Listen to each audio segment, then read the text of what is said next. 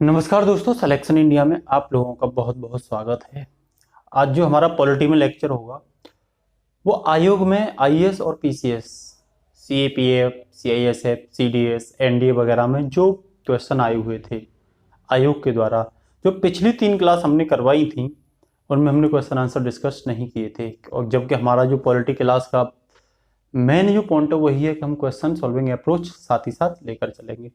तो दोस्तों, उससे पहले हम थोड़ा सा ये डिस्कशन करेंगे कि कुछ विद्वानों ने, कुछ समाजशास्त्रियों ने, कुछ समाज सुधारकों ने या कुछ विचारकों ने भारतीय संविधान पर और अन्य विश्व संविधान के बारे में क्या क्या बोला है। जैसे अरस्तु ने क्या बोला है, चाणक्य ने क्या बोला है, ग्रेनविले ऑस्टिन ने क्या बोला है, ये सब हम आपको बताने जा रहे हैं। और क्यों बोला है उसके थोड़ा सा डिस्कशन भी कर लेंगे, ठीक है। क्योंकि कई एग्जामों में ये क्वेश्चन पूछे जाते हैं, जिसे हम स्टेटमेंट भी बोल सकते हैं। जैसे दोस्तों, हम विश्व के एवज में बोले तो बोला गया है कि संविधान किसी देश का दर्पण होता है। संविधान किसी देश का दर्पण होता है, ये बात बोली है एरिस्टोटल ने, अरस्तु ने। अब क्यों बोला है उन्होंने संविधान किसी देश का दर्पण होता है? दर्पण मतलब मैं अगर किसी दर्पण के सामने खड़ा होता हूं तो इसका मतलब क्या है, मैं जैसा हूं वैसा दिखाई देता हूं। तो निश्चित रूप से संविधान में जो प्रावधान होते हैं, संविधान में क्या है, वहां की सरकार की व्यवस्था क्या है, वहां के राज्य की व्यवस्था क्या है, वहां की न्यायपालिका की व्यवस्था क्या है, वहां राजनीतिक व्यवस्था क्या है, वहां अदर सामाजिक या धार्मिक व्यवस्थाएं, आर्थिक सामाजिक न्याय क्या है उसके अंदर, ठीक है ना। स्वतंत्रता है या नहीं है, समानता है या नहीं है। यदि किसी संविधान में समानता है, इसका मतलब क्या है, वो संविधान काफी लोगों को स्वतंत्रता देने की बात कर रहा है, उनको काफी कुछ अधिकार देने की बात कर रहा है। तो निश्चित रूप से जब हम उसके संविधान को देखते हैं तो निश्चित रूप से हम उस राज्य के दर्पण को देख लेते हैं। इसीलिए बोला गया है कि संविधान किसी देश का दर्पण होता है। तो संविधान में जो प्रावधान है, हमें वह राज्य, वह देश, वह राष्ट्र उसी तरीके के प्रकृति का दिखाई देता है। इसीलिए अरस्तु ने बोला था कि संविधान किसी देश का दर्पण होता है। दूसरा, अगर हम डिस्कशन करें तो संविधान विधि का स्रोत होता है। संविधान विधि मतलब लॉ, कानून का स्रोत होता है।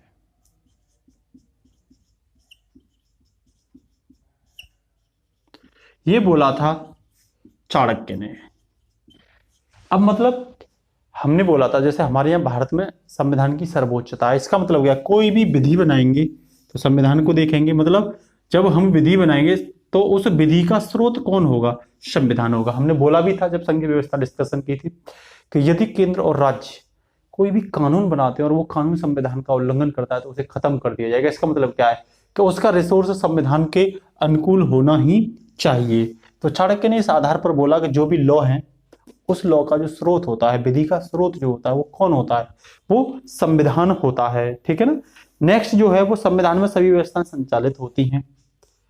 संविधान में सभी व्यवस्थाएं संचालित होती हैं, ये अर्नेस्ट हैकल ने बोला था।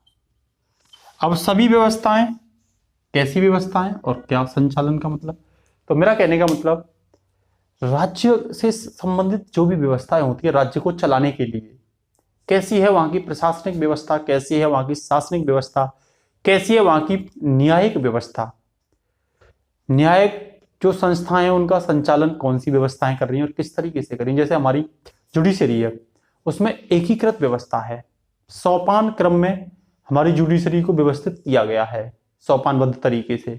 तो उसका संचालन सोपानबद्ध तरीके से हो रहा है। सबसे ऊपर सुप्रीम कोर्ट है, उसका आदेश हाई कोर्ट मानता है, उसका आदेश डिस्ट्रिक्ट कोर्ट मानता है, फिर उसके अधीनस्थ अन्य कोर्ट भी होते हैं। तो ये क्या है, वो कौन संचालन कर रहा है, सुप्रीम कोर्ट। जैसे केंद्र सरकार बहुत सारे बड़े बड़े विषयों पर संचालन करती है, राज्य सरकार छोटे छोटे विषयों पर संचालन करती है। दूसरी बात, कैग को कौन संचालित कर रहा है, अन्य सीएम वगैरह जो होते हैं, विभिन्न प्रकार के जो पद हैं उनको कौन और कैसे संचालित करता है, ये व्यवस्थाएं कहाँ हैं, संविधान में सभी व्यवस्थाएं संचालित होती हैं।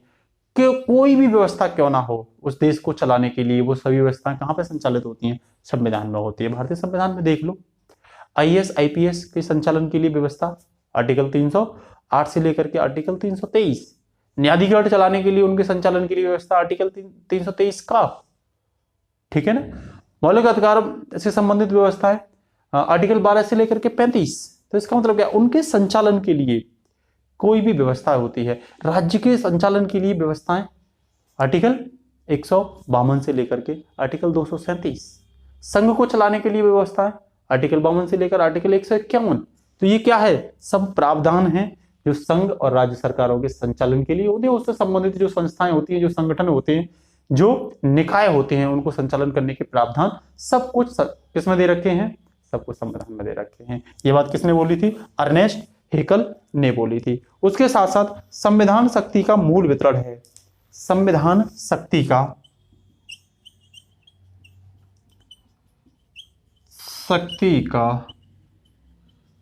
मूल वितरण है। संविधान शक्ति का मूल वितरण है जो हमारे जीवन के नियमों में शांति स्थापित करता है, जो हमारे जीवन के नियमों में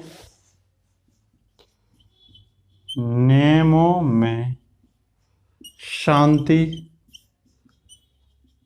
स्थापित करता है। एक चीज बताइए, ये बात कही थी मैगस्थनीज ने, याद रखना, जिसकी बुक इंडिका है उसने कही थी, ठीक है। तो शांति कैसे, जो हमारे जीवन के नियम होते हैं उनमें शांति कैसे स्थापित करता है। जब भी कोई विवाद होता है, चाहे वो सामाजिक विवाद हो, चाहे वो राजनीतिक विवाद हो, चाहे वो आर्थिक विवाद हो, उसके निर्णय का प्रावधान सुप्रीम कोर्ट के पास होता है। और वो कहाँ लिखा होता है, वो संविधान में होता है। या बहुत सारे राज्यों से संबंधित विवाद होते हैं, वो भी संविधान में दे रखे होते हैं। तो इंसान के जो नियम होते हैं उनमें शांति स्थापित कौन करता है, उनमें शांति स्थापित करता है संविधान। और संविधान ही शक्ति का मूल वितरण होता है। किसको कितनी शक्ति किस आधार पर दी जानी है, वो हर एक प्रावधान संविधान में दे रखा होता है। न्यायपालिका की कितनी शक्ति है, ये भी दे रखा है, उसका अधिकार क्षेत्र कितना है। सीएम का अधिकार क्षेत्र कितना है, ये भी दे रखा है। पीएम का अधिकार क्षेत्र कितना है, कैसे शक्ति मिली उसे, शक्ति का स्रोत कौन है, राष्ट्रपति की शक्ति का स्रोत कौन है, कितनी शक्ति राष्ट्रपति को दी गई, हर एक चीज संविधान में है। आईएएस आईपीएस की शक्ति क्या है, उसकी लिमिटेशन क्या है, जैसे कोड ऑफ कंडक्ट, हर एक चीज संविधान में दे रखा है, ठीक है ना। कैग की शक्ति कितनी है, महान्यायवादी की शक्ति कितनी है, और शक्तियों को बांटा, जैसे केंद्रों की भी शक्ति क्या है, राज्यों की भी शक्ति कैसी है, ये सब किसमें दे रखा होता है, ये सब संविधान में दे रखा। और यही बात किसने की थी, मैगस्थनीज ने की थी। अब मैं थोड़ा सा भारतीय संविधान के परिप्रेक्ष्य में बात करूं तो, ठीक है ना। तो कुछ ये बहुत इंपॉर्टेंट है, ये कई एग्जामों में पूछे जाते हैं, ठीक है ना। तो ये भी आपको तैयार करना बहुत ज्यादा जरूरी था। अब मैं थोड़ा सा इंडियन संविधान के विषय में थोड़ी सी बात कर लेता हूं आपसे। तो जैसे भारतीय सभा एक दलीय देश का एक दलीय निकाय है, ठीक है ना। तो एक व्यक्ति थे जिन्होंने भारतीय सभा और संविधान के बारे में बोला था, ग्रेनविले ऑस्टिन। कौन, ग्रेनविले, चलो इनका नाम बाद में लिखेंगे, पहले इन्होंने क्या क्या बोला वो लिखते हैं। भारतीय सभा एक दलीय देश का एक दलीय निकाय है। भारतीय संविधान सभा, यह भारतीय सभा बोला है, ठीक है ना। भारतीय सभा एक दलीय देश का एक दलीय निकाय है। ये किस परिप्रेक्ष्य में बोला है कि जिस समय संविधान बना था, कांग्रेस बहुत ज्यादा क्या थी, अधिकार क्षेत्र पर थी, उसके बहुत ज्यादा मेंबर्स थे। तो संविधान सभा में भी कांग्रेस के सबसे ज्यादा मेंबर लिए गए थे। तो ये बोला गया था भाई भारत में सब कुछ क्या है, कांग्रेस है, और कांग्रेस ही भारत है, ये भी बोला गया था, ठीक है ना। तो उसी आधार पर इन्होंने बोला था कि भारतीय संविधान सभा जो है, संविधान भी लिख देता हूं, भारतीय जो संविधान सभा जो वो एक दलीय देश का क्या है, एक दलीय निकाय, मतलब एक दल, सर्वोपरि दल कौन था उस समय, कांग्रेस था। और उस परिप्रेक्ष्य में ग्रेनविले ऑस्टिन ने क्या ये बात बोली थी, ठीक है ना। उसके साथ साथ भारतीय संविधान सहकारी संघवाद का उदाहरण है। ये बात भी ग्रेनविले ऑस्टिन ने बोली थी, ठीक है ना। और ये बताया भी था कि आर्टिकल जो 256 है केंद्र राज्य के संबंध की जब बात करते हैं, सहकारी संघवाद मतलब केंद्र और राज्य पारस्परिक रूप से मिलजुल करके एक दूसरे के सहयोग से अपनी आम समस्याओं का क्या करते हैं, समाधान करते हैं। भारत में अगर हम देखें सहकारी संघवाद के कुछ उदाहरण, तो जैसे नीति आयोग, जैसे प्रगति बैठक, समझ में आ रही है, तो जहां केंद्र और राज्यों को पूछा जाता है, आपस में मिलकर के काम करते हैं, ठीक है ना। जैसे कोई जीएसटी जैसे जो नियम बनते हैं वहां भी केंद्र राज्यों को पूछा जाता है। तो ये भी एक सहकारी संघवाद की प्रक्रिया के क्या मिलते हैं, उदाहरण देखने को मिलते हैं, ठीक है ना। तो ग्रेनविले ऑस्टिन ने ये भी बोला था, ठीक है ना। इसके साथ साथ ग्रेनविले ऑस्टिन ने और भी कई चीजें बोली थी, ठीक है ना, स्टेटमेंट के रूप में। तो ग्रेनविले ऑस्टिन भारतीय संघवाद को एक सफल संघवाद भी बताते थे, भारतीय संविधान एक सफल संविधान, ये भी बोला था भारतीय संविधान एक सफल संविधान। ये बात भी किसने बोली थी, ये बात भी ग्रेनविले ऑस्टिन ने बोली थी, ठीक है ना। तो ग्रेनविले ऑस्टिन ने और भी जो होंगे तो वो भी हम आपको आने वाले समय में वो भी डिस्कस कर देंगे, ठीक है ना। तो अभी ग्रेनविले ऑस्टिन के बारे में इतना ही, ठीक है ना। तो नेक्स्ट चलते हैं हम। तो ये बात ग्रेनविले ऑस्टिन ने बोली थी, किसने बोली थी, ग्रेनविले ऑस्टिन, ग्रेनविले ऑस्टिन, ठीक है ना, अमेरिकी विद्वान थे, ये ध्यान रखना, ठीक है। इसके साथ साथ जो नेक्स्ट चलते हैं हम, नेक्स्ट ये बोला था भारतीय संविधान कठोर है, भारतीय संविधान कठोर है, भारतीय संविधान क्या है, कठोर है, ठीक है ना। तो ये बात बोली थी आयंगर ने। आयंगर ने कुछ एक प्रावधान को देख करके कठोर संविधान बताया था, ठीक है ना। वैसे तो भारत का जो संविधान है जब हम वास्तविकता से देखते हैं तो नम्य भी है और अनम्य भी है, मतलब कठोर भी है और लचीला भी है। जहां हम बात करते हैं केंद्र जब संसद संशोधन करती है तो विशेष बहुमत के साथ साथ आधे से अधिक राज्यों का भी क्या करती है, अनुमोदन करती है, वहां भारत का संविधान कठोर दिखाई देता है। ऐसे प्रावधान कठोर प्रावधान होते हैं। और जहां साधारण बहुमत से ही बहुत सारे प्रावधान संशोधित हो जाते हैं, बन जाते हैं, वो क्या होते हैं, वो लचीला संविधान होता है। तो भारत लचीला भी है और कठोर भी है। लचीला है तभी तो इतने सारे क्या हो गए भारतीय संविधान में, संशोधन हो गए, वरना तो अमेरिका की तरह 7 संशोधन ही होते। जबकि अमेरिका का संविधान इस आधार पर क्या है, कठोर संविधान है। जो संविधान कठोर होगा उसमें संशोधन आसानी से नहीं हो सकता, ठीक है ना। तो भारतीय संविधान में कुछ एक जगह है ना, पूरा संविधान नहीं है। अब इसके साथ साथ नेक्स्ट बोला था भारत का संविधान निर्माण विश्व के, भारत का संविधान निर्माण विश्व के सभी देशों से, है ना, या अधिकतर देशों से विश्व के संविधान को छानने के बाद किया गया है। विश्व के संविधान को छानने के बाद किया गया है। ये डॉक्टर BR अम्बेडकर ने बोला था, अम्बेडकर। उन्होंने किस आधार पर बोला, उन्होंने एक वर्ड यूज किया है या छानने वाला वर्ड।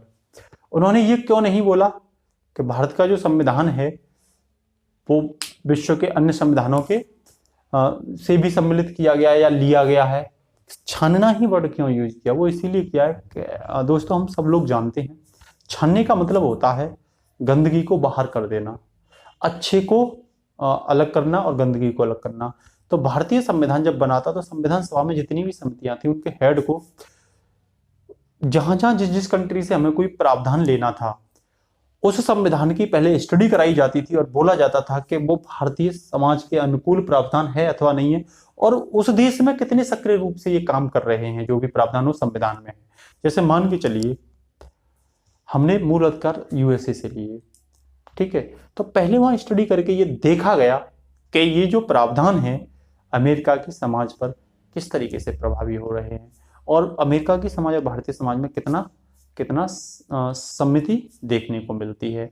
तब ये देखा गया कि अगर वहां एक्टिव है तो फिर उसे संविधान सभा के सामने रखा जाता था, और संविधान सभा जब सर्वसम्मति से उसे स्वीकार कर लेती थी तो उस प्रावधान को ऐड कर दिया जाता था। तो ये लगभग 60 देशों से भारत का संविधान का जो स्रोत है वो लिया गया है। इसीलिए डॉक्टर साहब ने बोला था, B.R. अम्बेडकर साहब ने, कि सब भारत का जो संविधान है वो छानने के बाद, मतलब इससे छानने के बाद मतलब जो शुद्ध एलिमेंट मिले, जो शुद्ध प्रावधान मिले हमने, उन्हीं को भारतीय संविधान में क्या किया गया, ऐड किया गया। उसी की तारीफ है कि आज भारत इससे आज तक बड़े ही अच्छे ढंग से चल रहा है। ठीक है ना। नेक्स्ट टॉपिक है भारतीय संविधान वकीलों का स्वर्ग है। भारतीय संविधान वकीलों का स्वर्ग है, ये भी अयंगार साहब ने बोला था। ठीक है, वकीलों का स्वर्ग मतलब प्रावधान इतने हैं कि जब भी कोई केस होता है तो सर्वोपरि किसी कौन आता है यहाँ, वकील ही आते हैं, और उनके लिए क्या बन जाता है, मतलब उतना ऐसे ऐसे प्रावधान है जिसमें निश्चित रूप से जुडिशरी की भी क्या होती है, आवश्यकता होती है। जब भी कोई संविधान का उल्लंघन करता है तो वह किसे पूछा जाता है, जुडिशरी को पूछा जाता है। उसके साथ साथ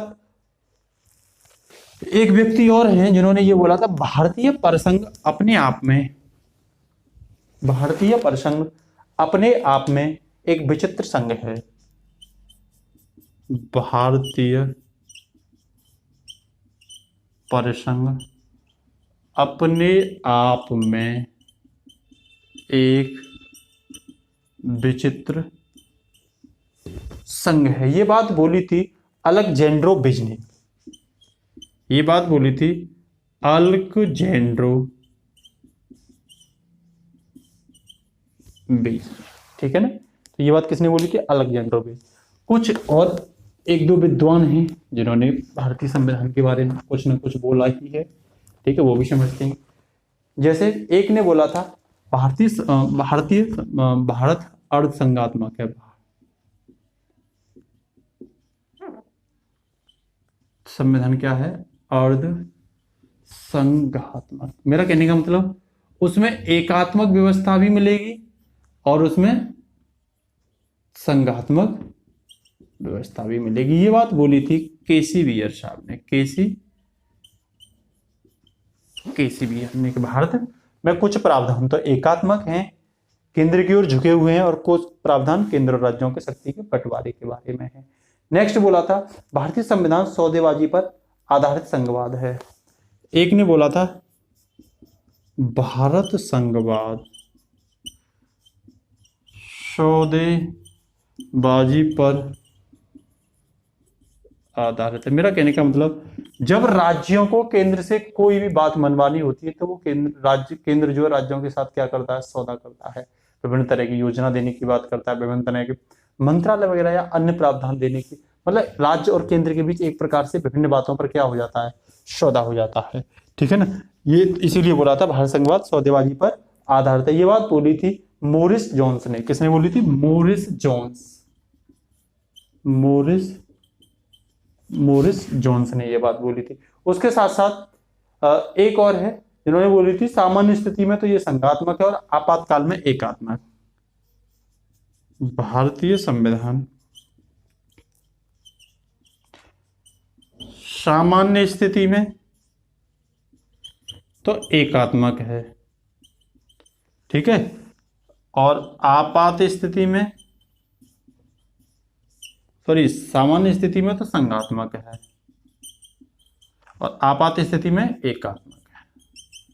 क्या है, एकात्मक है। इनको सब लोग जानते होंगे, दुर्गादास बसु, मतलब डीडी बसु। ये बात किसने कही थी, दुर्गादास बसु ने, जिन्हें हम डीडी बसु बोलते हैं। इनकी बुक भी आती है।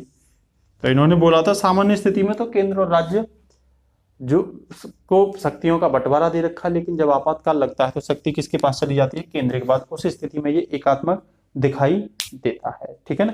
एक व्यक्ति थे जिन्होंने ये बोला था, भारतीय संघवाद जो है वो असम्मित संविधान है।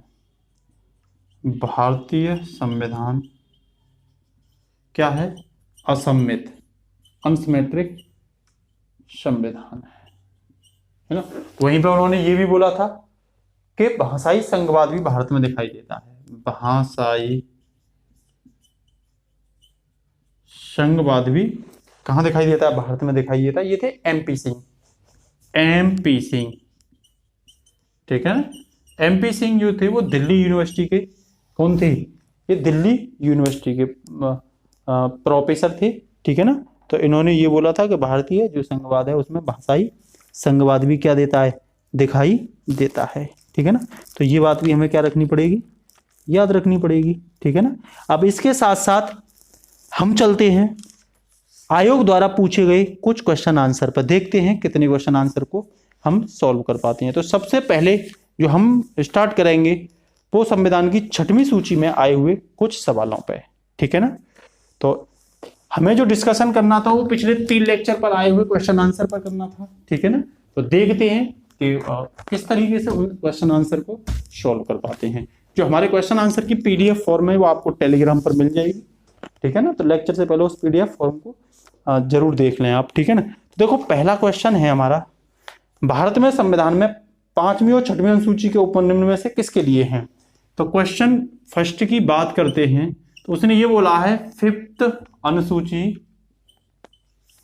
व 6th अनुसूची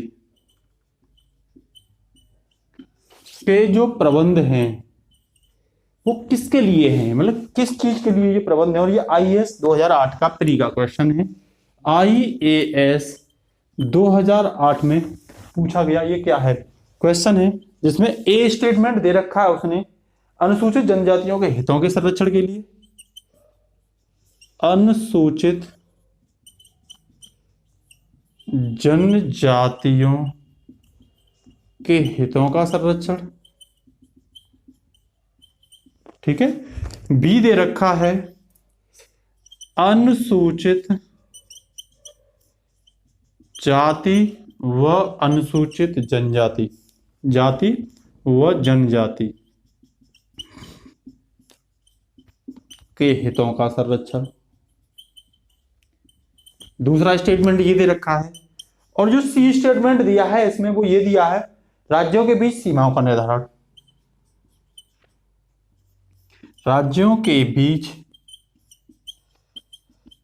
सीमाओं का क्या निर्धारण। और डी ऑप्शन दोस्तों दे रखा है इसमें सभी सीमावर्ती राज्यों के हितों का संरक्षण, सभी सीमावर्ती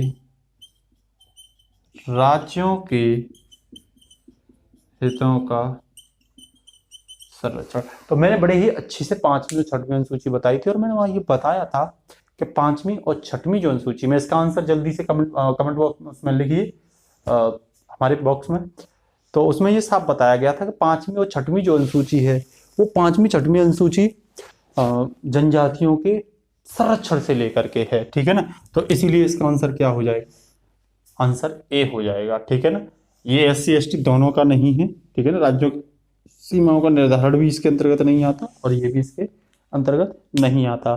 तो नेक्स्ट क्वेश्चन है हमारा, ये जो क्वेश्चन पूछा गया है दोस्तों ये 2008 में नहीं, ये नया है, ये 2015 में पूछा गया है, ध्यान रखना वर्ष 2015 में पूछा गया है। नेक्स्ट क्वेश्चन है, संविधान की 6वीं अनुसूची में कौन सा राज्य लागू नहीं होता है? संविधान की 6वीं अनुसूची में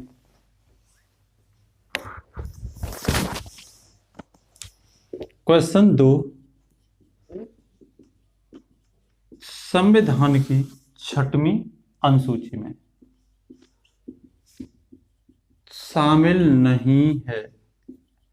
MP PCS में पूछा गया है ये क्वेश्चन, और ये वर्ष 2005 में पूछा गया है। MP PCS में वर्ष 2005 में ये क्वेश्चन पूछा गया है। तो ऑप्शन ए दे रखा है दोस्तों इसमें मेघालय, ऑप्शन बी दे रखा है त्रिपुरा, ऑप्शन सी दे रखा है मणिपुर, और ऑप्शन डी दे रखा है इसमें मिजोरम। आपको सब बताया था मैंने कि ये AM TM जो 4 राज्य हैं उनके लिए क्या है? प्रावधान है। तो ठीक है ना, तो आप बताइए इसका आंसर कौन सा होगा, ठीक है ना। तो इसमें ए जो होगा वो आसाम होगा, M जो होगा वो मिजोरम होगा, T जो होगा वो त्रिपुरा होगा, और M जो होगा वो मेघालय होगा, ठीक है ना। तो इसका आंसर फिर कौन सा होगा? डी, इसमें ये शामिल नहीं है। ठीक है ना। इसके साथ ही सेम ऐसा ही क्वेश्चन पूछ लिया है कि जनजातीय क्षेत्रों से के प्रशासन से संबंधित है। छठवीं अनुसूची किन जनजातीय क्षेत्रों के प्रशासन से संबंधित है? ठीक है ना, संबंधित है प्रशासन क्षेत्र से, तो किन राज्यों की, ठीक है ना, प्रशासन किन राज्यों से, तो उसमें पहला ऑप्शन दे रखा है ए जो दे रखा है, और ये क्वेश्चन आया हुआ है यूपीपीसीएस मेंस में 2016 में, यूपीपीएससी मेंस 2016 में ये क्वेश्चन पूछा गया है, जिसका पहला ऑप्शन है बिहार, छत्तीसगढ़, गोवा। बिहार, छत्तीसगढ़ और गोवा। ठीक है ना। बी ऑप्शन है दोस्तों इसमें उत्तराखंड, मणिपुर और झारखंड। उत्तराखंड, मणिपुर और झारखंड।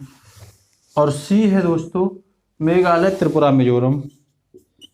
मेघालय, त्रिपुरा और मिजोरम। डी ऑप्शन है मेघालय, त्रिपुरा व मणिपुर। तो जल्दी से इसका आंसर बताइए कौन सा होगा, और ये 2016 में पूछा गया क्या है क्वेश्चन है, जल्दी से। तो दोस्तों सबको पता होगी इसका आंसर सी होगा, क्योंकि एएमटीएम में मैंने अभी थोड़ी देर पहले ये आपको बताकर दिया है। ठीक है ना।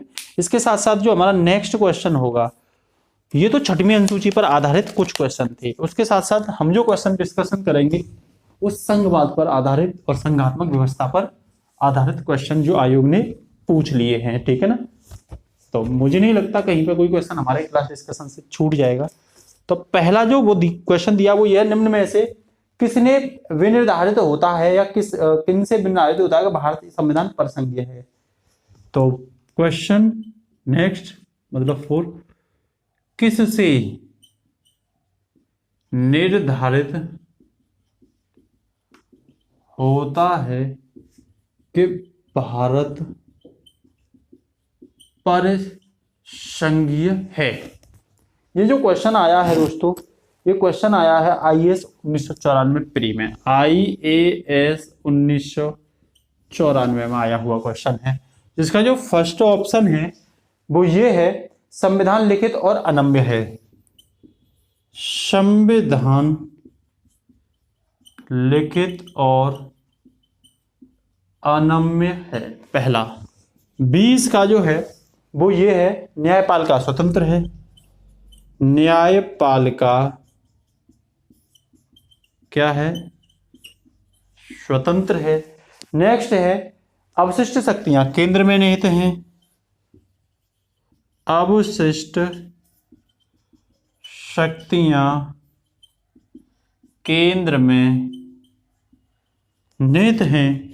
डी है केंद्र और राज्यों के बीच शक्ति का वितरण। केंद्र और राज्यों के बीच शक्ति का वितरण। इसका आंसर क्या होगा जल्दी बताइए फटाफट से। तो दोस्तों इसका जो आंसर होगा हमने साफ बताई थी, परिसंघ। परिसंघ शब्द को मैंने बड़े अच्छे से डिस्कशन किया था और मैंने ये बताया था कि अमेरिका एक परिसंघ के रूप में भी दिखाई देता है। क्यों? परिसंघ वो होता है जहां राज्य मजबूत होते हैं। और राज्य कहां मजबूत होंगे? जहां राज्यों को केंद्र से तोड़कर क्या दी जाएंगी? कुछ शक्तियां दी जाएंगी। ठीक है ना भाई। राज्यों को शक्तियों का जब बंटवारा हो जाएगा तो निश्चित रूप से वो क्या हो जाएंगे? मजबूत हो जाएंगे। और जब राज्य मजबूत होंगे तो निश्चित रूप से वहां परिसंघ की व्यवस्था दिखाई देगी। तो भारत में जहां केंद्र और राज्यों के बीच शक्ति का वितरण है, मतलब राज्यों को भी शक्ति दी गई है, वहां परिसंघ व्यवस्था दिखाई देती है। ठीक है ना। इसके साथ साथ नेक्स्ट जो क्वेश्चन है हमारा वो ये क्वेश्चन है दोस्तों, स्टेटमेंट आधारित क्वेश्चन है, इसे भी सॉल्व करते हैं। ठीक है। तो देखो कहीं भी कोई दिक्कत नहीं आ रही आयोग के द्वारा पूछे हुए क्वेश्चन की, बस थोड़ा सा ध्यान देना है। पहला स्टेटमेंट है सही उत्तर का चयन करना है, जिसमें ए स्टेटमेंट ये बोलता है कि भारत के संविधान में एक संघीय प्रणाली का प्रावधान है, मतलब संघीय प्रणाली का प्रावधान है किसमें, भारत के संविधान में, जिसमें आर स्टेटमेंट देता है उसने एक बहुत शक्तिशाली केंद्र की रचना की है, उसने एक बहुत शक्तिशाली केंद्र की रचना की है। पहला स्टेटमेंट इसका ये है, जब हम फर्स्ट की बात करते हैं, ए व आर दोनों सही हैं, वह आर ए की व्याख्या करता है। दूसरा ये है दोस्तों, ए व आर दोनों सही हैं, वह आर ए की व्याख्या नहीं करता है। क्वेश्चन 5 है ये। सी ये है, ए सही है और आर गलत है। डी ये है, ए गलत है और आर सही है। देखो कितने अच्छे से इस क्वेश्चन को सॉल्व करेंगे। इसने ये बोला है संघीय प्रणाली का एक प्रावधान है, कहां, भारत के संविधान में। बिल्कुल है। संघीय प्रणाली से मतलब केंद्र को भी शक्ति है व राज्यों को भी शक्ति है या नहीं है भाई। सातवें अनुसूची की जब बात करते हैं, आर्टिकल 245 की बात करते हैं, आर्टिकल 246 की बात करते हैं, तो वह केंद्र और राज्यों के बीच शक्ति का बंटवारा और उनके अपने अपने शक्ति की बात करते हैं। इसका मतलब वहां पे संघीय व्यवस्था है। दूसरा, उसने एक बहुत शक्तिशाली केंद्र की व्यवस्था की। बिल्कुल, हमने ये बोला है भारत में एकात्मक व्यवस्था कैसे प्रूव होती है कि भारत एक सशक्त केंद्र भी है। संघात्मक के साथ साथ भारत एक सशक्त केंद्र भी है। क्यों? कि जब हम आर्टिकल 352 की बात करते हैं तो इसकी घोषणा कौन करता है? केंद्र करता है भाई। ठीक है ना। तो कई प्रावधान भारत में ऐसे हैं, जैसे राज्यपाल की नियुक्ति आर्टिकल 3, ठीक है ना, विदेश मामले, रक्षा मामले, ये सब किसके पास है? केंद्र के पास में। तो केंद्र मजबूत है या नहीं है भारत में? बिल्कुल। और जब सातवीं अनुसूची की बात करते हैं तो सबसे ज्यादा विषय भी केंद्र के पास है, 97 सब विषय, ठीक है ना, जबकि 66 सब्जेक्ट राज्य के पास है। इसका मतलब है यहां भी केंद्र हमें मजबूत दिखाई देता है। लेकिन यहां एकात्मक व्यवस्था की बात कर रहा है, यहां संघीय व्यवस्था की बात कर रहा है। इसका मतलब स्टेटमेंट तो दोनों सही हैं, लेकिन आर ए की व्याख्या नहीं करता। क्यों? यहां एकात्मक और यहां संघात्मक की बात कर रहे हैं, शक्तियों के बंटवारे की, यहां शक्ति का केंद्रीकरण की बात कर रहा है। इसीलिए स्टेटमेंट बी सही होगा। ठीक है ना। नेक्स्ट दूसरा क्वेश्चन, छठा क्वेश्चन की जब हम बात करते हैं वो भी स्टेटमेंट से ही संबंधित है दोस्तों। तो पहला स्टेटमेंट है उसमें ए स्टेटमेंट है, भारत में संघवादिता व्यवहारिक नहीं है। भारत में संघवादिता व्यवहारिक नहीं है, पहला स्टेटमेंट। सेकंड स्टेटमेंट ये बोलता है उसमें कि भारत एक संघीय राज्य नहीं है। भारत एक संघीय राज्य नहीं है। ठीक है। तो दोस्तों इसका देख लेते हैं। तो भारत में संघीय व्यवस्था है तो ये तो गलत हो जाएगा, भारत एक संघीय राज्य नहीं है। ठीक है ना। ये तो साफ साफ आर आपको क्या दिखाई दे रहा है? बिल्कुल गलत। और ये यूपीपीसीएस 1998 में आया हुआ क्वेश्चन है। हर क्वेश्चन आयोग के द्वारा पूछा गया है। दूसरा, भारत संघवादिता एक व्यवहारिक नहीं, ये बात ठीक है कि भारत में व्यवहारिक रूप से संघवादिता नहीं है। ठीक है ना। नेचर में संघीय है और भावनात्मक में क्या है? भावनात्मक में एकात्मक व्यवस्था दिखाई देती है। ठीक है ना। तो इसका मतलब क्या है? भारत व्यवहार में, तो व्यवहारिक में संघवादिता नहीं है। इसका मतलब ए इसका क्या हो जाएगा? इसका मतलब आंसर जो इसका होगा वो ए सही है और आर गलत है। ये आपको इसका आंसर होगा। नेक्स्ट क्वेश्चन, निम्न में से कौन एक भारत के संविधान का संघीय लक्षण नहीं है? ठीक है ना। तो अगला जो क्वेश्चन पूछा है वो ये पूछा है, जो 7वां क्वेश्चन है 7। तो 7 है, निम्न में से कौन एक भारत के संविधान का संघीय लक्षण नहीं है? संघीय लक्षण नहीं है किसका? भारतीय संविधान का, ये भारतीय संविधान के परिप्रेक्ष्य में बात चल रही है। और ये क्वेश्चन यूपीपीएससी 2015 का क्वेश्चन। इसका पहला ऑप्शन होगा दोस्तों केंद्र और राज्यों के बीच शक्ति का बंटवारा। केंद्र व राज्यों के बीच शक्ति का बंटवारा। सेकंड जो ऑप्शन है इसका दोस्तों वो ये है पूर्ण रूप से लिखित संविधान। पूर्ण रूप से क्या लिखित संविधान, ठीक है ना। सी इसका है एकल नागरिकता।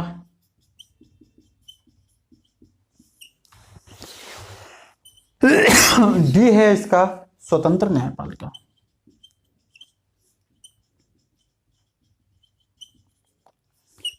तो इसका आंसर दो जल्दी से, फटाफट से इसका आंसर दो। 2015 में आया हुआ है यूपीपीसीएस री एग्जाम में, ठीक है ना। तो दोस्तों जब हम इसके आंसर की बात करते हैं तो इसमें एकल नागरिकता क्यों होगी इसे थोड़ा सा डिस्कस करते हैं। देखो संघीय लक्षण का मतलब होता है, मैंने इसकी विशेषताएं लिखवाई थी कि शक्तियों के बंटवारा मैंने लिखवाया था, उसमें 7-8 विशेषताएं लिखवाई थी। बताया था केंद्र के पास अलग से शक्ति होनी चाहिए, राज्य के पास अपनी अलग शक्ति होनी चाहिए। पूर्ण रूप से लिखित संविधान होना चाहिए क्योंकि जब आप शक्ति को बांट रहे हो तो वो शक्ति लिखित रूप में उनके सामने होनी चाहिए जिससे उनमें असहमति और विवाद का कोई कारण ना बने, ठीक है ना। फिर हमने ये बताई थी स्वतंत्र न्यायपालिका। स्वतंत्र न्यायपालिका इसीलिए होना चाहिए यदि संविधान में कहीं भी कोई दिक्कत आती है तो न्यायपालिका उसका संरक्षक कर सकेगी। मैंने बताया भी था या हमारे लिए कोई दिक्कत आती है संविधान में या राज्य में, न्यायपालिका उसकी सुनवाई करेगी। मैंने आर्टिकल 32 को डिस्कशन किया था, आर्टिकल 226 को डिस्कशन किया था, आर्टिकल 131 को भी डिस्कशन किया था। और मैंने बताया था खुद संविधान का संरक्षक कौन है, सुप्रीम कोर्ट है। कहीं भी संविधान में कोई दिक्कत आती है तो सुप्रीम कोर्ट क्या करता है। इसका मतलब क्या, न्याय एकल नागरिकता की बात करते हैं, ये पूर्णतः इस पर कानून बनने पूरा देख रेख और कानून का अधिकार किसका होता है, केंद्र का होता है। और ये एकात्मक व्यवस्था को दर्शाता है। इसके साथ साथ नेक्स्ट क्वेश्चन है जो छत्तीसगढ़ में 2017 में पूछा गया, काफी अच्छा क्वेश्चन है, ठीक है ना। 8वां जो क्वेश्चन होगा हमारा वो ये है, एकात्मक तत्व पाए जाते हैं भारतीय संघात्मक व्यवस्था में। एकात्मक तत्व पाए जाते हैं भारतीय व्यवस्था में, ठीक है ना। और ये क्वेश्चन छत्तीसगढ़ पीसीएस 2017 का है। छत्तीसगढ़ पीसीएस 2017 में पूछा गया क्वेश्चन है। इसमें कुछ स्टेटमेंट दे रखे हैं, ठीक है ना। पहला दे रखा है लिखित संविधान। लिखित संविधान। सेकंड है दोस्तों इसमें संविधान की सर्वोच्चता, कठोर संविधान। थर्ड है संविधान की सर्वोच्चता, संविधान की सर्वोच्चता। फोर्थ है दोस्तों इसमें राज्यपाल की नियुक्ति, राज्यपाल की नियुक्ति। फिफ्थ है दोस्तों इसमें शक्तियों का विकेंद्रीकरण,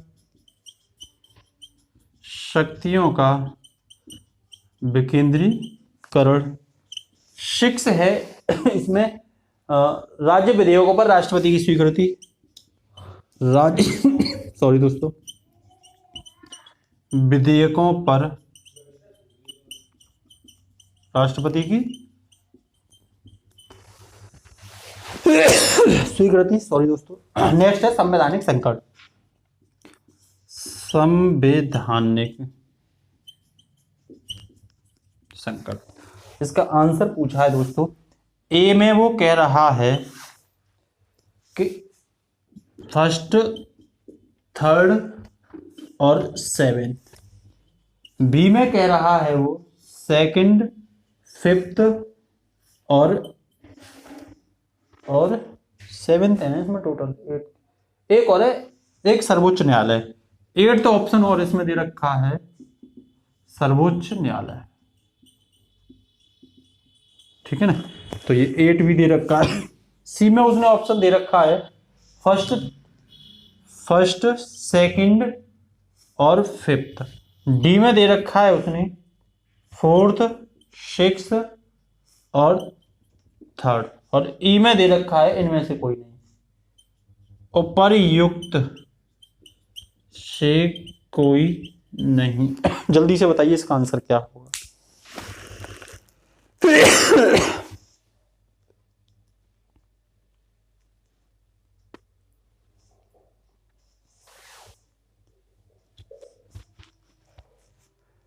तो देख लेते हैं दोस्तों। देखो, संघात्मक व्यवस्था की जब बात आती है तो लिखित संविधान होना चाहिए, क्योंकि शक्ति बटेगी तो लिखित संविधान का आवश्यक है। ये तो संघात्मक में है, लेकिन उसने पूछा है संघात्मक में एकात्मक तत्व कौन से हैं, तो ये तो आंसर होगा नहीं। ठीक है, जब ये आंसर नहीं होगा, देखो तो पहला कट गया और सी कट गया, ए वाली ये कट गई। ठीक है ना। दूसरी, कठोर संविधान। कठोर संविधान भारत में नहीं है, कठोर भी है और लचीला भी है। कठोर संविधान लेकिन एकात्मक की व्यवस्था नहीं है, कठोर संविधान संघात्मक की व्यवस्था है। ठीक है ना, क्योंकि राज्यों को भी पूछा जाता है। ऐसे संशोधन जो मजबूत होते हैं, जिनमें राज्यों को पूछा जाता है, वो तो संघीय व्यवस्था है, और कठोर प्रावधान ही तो राज्यों को पूछे जाते हैं। ठीक है ना, तो इसका मतलब ये भी गलत हो गया, तो 3 वाला भी गलत हो गया, तो देखो ये भी गलत हो गया। और आगे देखते हैं, राज्य संविधान की सर्वोच्चता। संविधान की सर्वोच्चता संघीय व्यवस्था में है, ये भी मैंने बताया था, ये विशेषता में लिखवाया है। राज्यपाल की नियुक्ति, ये एकात्मक व्यवस्था को दर्शाता है, तो 4th वाला होगा। शक्तियों का विकेंद्रीकरण, गलत। शक्तियों का केंद्रीकरण कहता तब तो एकात्मक व्यवस्था मिलती, लेकिन ये शक्तियों का विकेंद्रीकरण, शक्तियों के बांटने के बारे में बात कर रहा है, तो ये तो संघीय व्यवस्था है, तो ये भी नहीं होगा। उसके बाद राज्यपाल के विधेयकों पर राष्ट्रपति की स्वीकृति, बिल्कुल केंद्र की स्वीकृति, ये भी इसके अंतर्गत आएगा, ये भी इसके अंतर्गत आएगा, क्योंकि राष्ट्रपति को केंद्र को पूछ रहे हो आप, तो ये एकात्मक व्यवस्था है। और नेक्स्ट, संवैधानिक संकट। संवैधानिक संकट जब आता है तो कौन देखता है? केंद्र सरकार देखती है। संवैधानिक संकट आने पर राष्ट्रपति जो शासन लगता है राज्य के अंदर, वो राज्यपाल राष्ट्रपति को क्या करता है? आगाह करता है कि इस राज्य में क्या करिए, आर्टिकल 356 के तहत राष्ट्रपति शासन लगाइए। तो इसका मतलब इसमें आंसर कौन सा होगा? 4th, 6 और 8th, नहीं 7, 4, 6, 7। ठीक है ना। सर्वोच्च न्यायालय की बात करते हैं तो ये संघीय व्यवस्था है, ना कि एकात्मक व्यवस्था, तो ये भी नहीं होगा। तो देखो 4, 6 और 7 किसी में भी नहीं है, इसका मतलब इसका आंसर ई होगा, उपरोक्त में से कोई भी नहीं। ठीक है ना। नेक्स्ट है अगला, एक ऐसा ही क्वेश्चन है, उसमें भी वो भी छत्तीसगढ़ 2015 में आया हुआ है, लेकिन वहां क्या कर दिया उसने, यही पूछा है भारतीय संघीय व्यवस्था में एकात्मक तत्व पाए जाते हैं। ठीक है ना। उसने वहां सिर्फ शक्तियों का विकेंद्रीकरण दे रखा है, एक ऑप्शन ये दे रखा है शक्तियों का विकेंद्रीकरण। ठीक है ना, मैं लिख ही देता हूं उसे। ठीक है,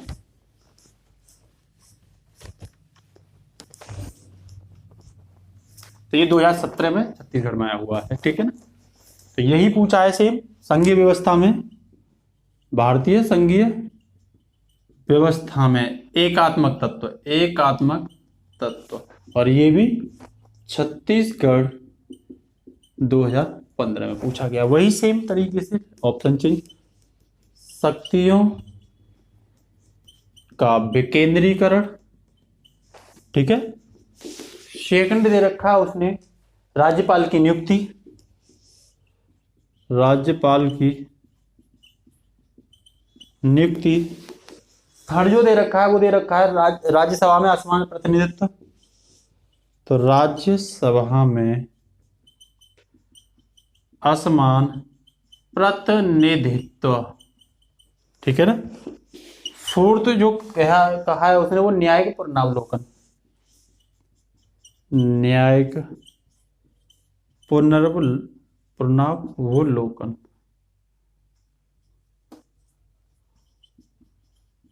ठीक है ना। 5th कह रहा है वो अखिल भारतीय सेवाएं,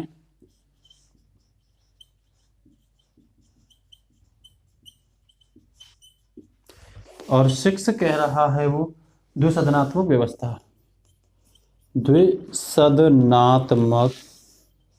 व्यवस्था। ठीक है ना।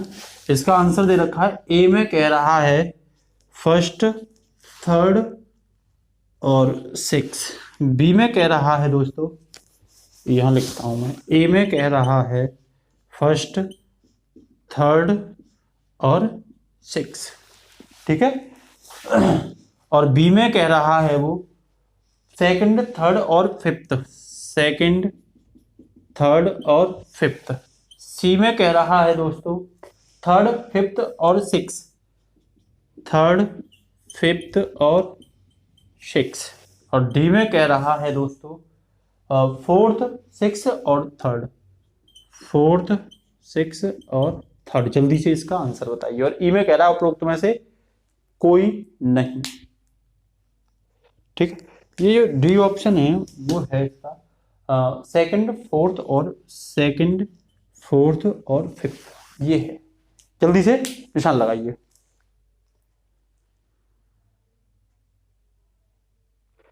तो मैं जवाब दे देता हूं, शक्तियों का विकेंद्रीकरण तो इसमें होगा ही नहीं।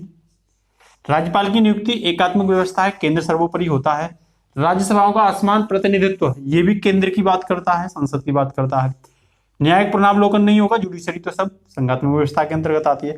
अखिल भारतीय सेवाएं इसमें शामिल होंगी, द्विसदनात्मक व्यवस्थाएं नहीं होंगी, क्योंकि लोकसभा जनता के द्वारा एलोकेट की जाती है और राज्यसभा को क्या करती है, प्रतिनिधित्व करती है। यहाँ राज्यसभा में असमान प्रतिनिधित्व की बात कर रहा है, इससे एकात्मक व्यवस्था का कोई भी मतलब नहीं है। वो हमारे यहाँ जो राज्यसभा सीटें हैं वो जनसंख्या के आधार पर, जिस राज्य में ज्यादा विधानसभा की सीटें हैं वहां पर राज्यसभा की सीटें भी ज्यादा होंगी। ठीक है ना। तो इसका मतलब इसका आंसर क्या हो जाएगा, सेकंड, थर्ड और फिफ्थ, मतलब बी आंसर। इसका कौन सा आंसर होगा, बी इसका आंसर होगा। ठीक है ना। नेक्स्ट क्वेश्चन है, काफी अच्छा क्वेश्चन है।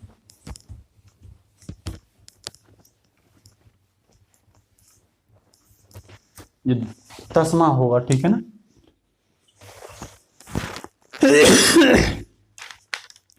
वो ये है दोस्तों कि किसने कहा था भारतीय संघवाद सहकारी संघवाद है, सहकारी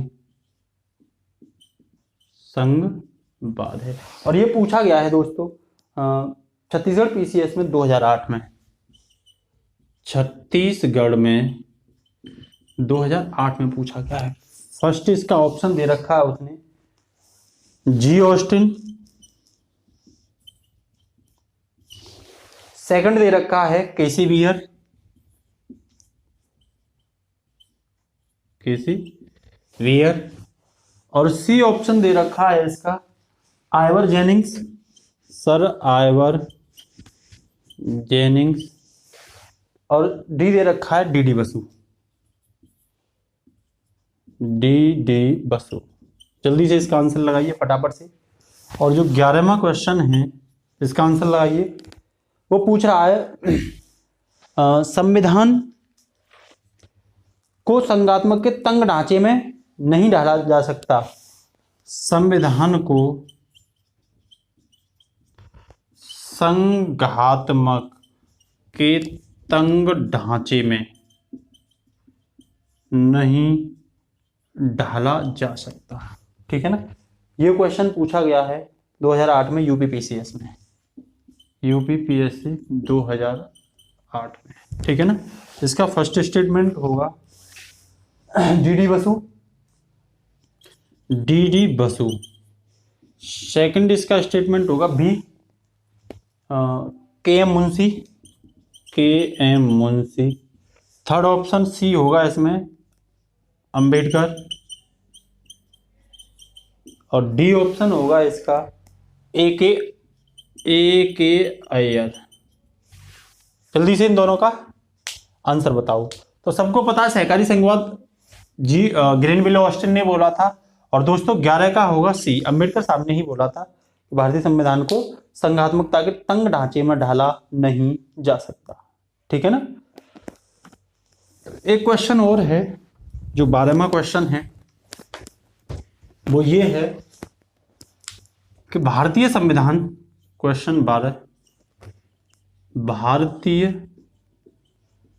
संविधान न कठोर है ज्यादा, न ज्यादा कठोर व न ज्यादा लचीला है। कठोर व लचीले के मध्य एक संतुलन है, के मध्य क्या है, संतुलन है। और ये आया है दोस्तों 2005 यूपीपीसीएस में, 2005 यूपीपीएससी में आया है। तो इसका पहला जो ऑप्शन होगा वो अंबेडकर, बी है के एम मुंशी, और सी है इसका केसी बियर साहब हैं, और डी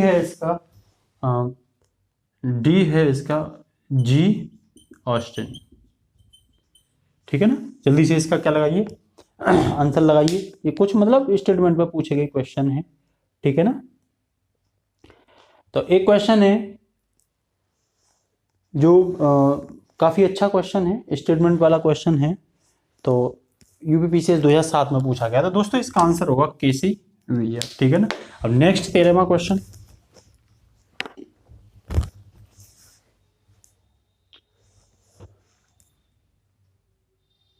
तेरहवां क्वेश्चन है दोस्तों, क्वेश्चन 30। स्टेटमेंट क्या है, भारतीय संघवाद अर्ध संघात्मक है। भारतीय संघवाद अर्ध संघात्मक है, ये ए स्टेटमेंट है। और आर स्टेटमेंट दिया है, भारतीय संघवाद ना तो संघात्मक है और ना ही एकात्मक है। भारतीय संघवाद न एकात्मक है और न संघात्मक है। ठीक है ना, वही 4 स्टेटमेंट, ए आर दोनों सही और व्याख्या भी, क्या दोनों, आर ए की व्याख्या भी कर रहा है। बी, ए व आर दोनों सही हैं पर व्याख्या नहीं करते। सी में ए सही आर गलत। डी में ए गलत और आर सही। तो दोस्तों जल्दी से इसका आंसर दो फटाफट से, जल्दी से इसका क्या करिए, आंसर करिए। तो जब हम इसका आंसर करते हैं दोस्तों, तो एक अर्ध संघात्मक है, ये तो केसी बियर साहब ने कहा था, तो ये तो सही है। और ये जो बोला है ना एकात्मक है और ना ही संघात्मक है, ये गलत है। भारतीय संघवाद में एकात्मक भी लक्षण दिखाई देते हैं और संघात्मक लक्षण भी दिखाई देते हैं। इसका मतलब इसका आंसर क्या होगा कि इसने जो बोला है कि जो भारतीय संघवाद है वो ना तो एकात्मक है और ना ही संघात्मक है, तो ये साफ तौर पर हमें दिखाई दे रहा है गलत है ना। तो इसका मतलब केवल एक सही होगा। इसके साथ साथ नेक्स्ट जो टॉपिक है, नेक्स्ट जो क्वेश्चन है वो यूपीपीसीएस 2008 में पूछा गया क्वेश्चन है। अगला क्वेश्चन देखते हैं। तो अगला क्वेश्चन कह रहा है दोस्तों, भारतीय राजनीतिक पद्धति के बारे में निम्न में से नहीं है। भारतीय राजनीतिक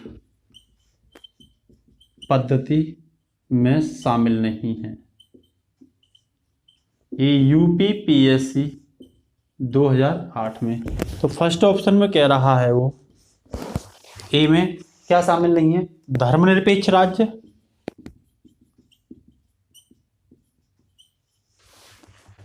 नेक्स्ट कह रहा संसदीय पद्धति सरकार, संसदीय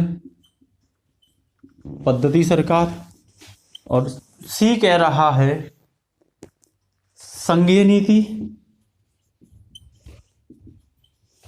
और डी कह रहा है राष्ट्रपतीय पद्धति सरकार।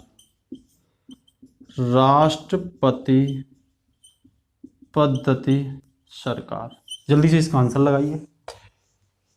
ठीक है, तो देखो इसमें धर्मनिरपेक्ष राज्य भारत ने धर्म को बिल्कुल परे किया है। ठीक है ना, संसदीय सरकार भी है जो ब्रिटेन से ली है, और संघीय सरकार भी भारत में है, लेकिन राष्ट्रपति मतलब अध्यक्षात्मक प्रणाली भारत में नहीं है। ये कहां पे है, ये यूएसए में है। इसलिए इसका आंसर क्या होगा, इसका आंसर डी होगा। ठीक है दोस्तों, आज के लिए इतना ही। नेक्स्ट क्लास में फिर से हम मिलते हैं कुछ अच्छे पॉलिटी डिस्कशन के साथ, और उसके साथ साथ आने वाले आयोग से पूछे गए क्वेश्चन बेहद इंपॉर्टेंट है दोस्तों, इसीलिए इन्हें जरूर करिए, एग्जाम के लिए बहुत ज्यादा इंपॉर्टेंट है। जय हिंद, जय भारत दोस्तों।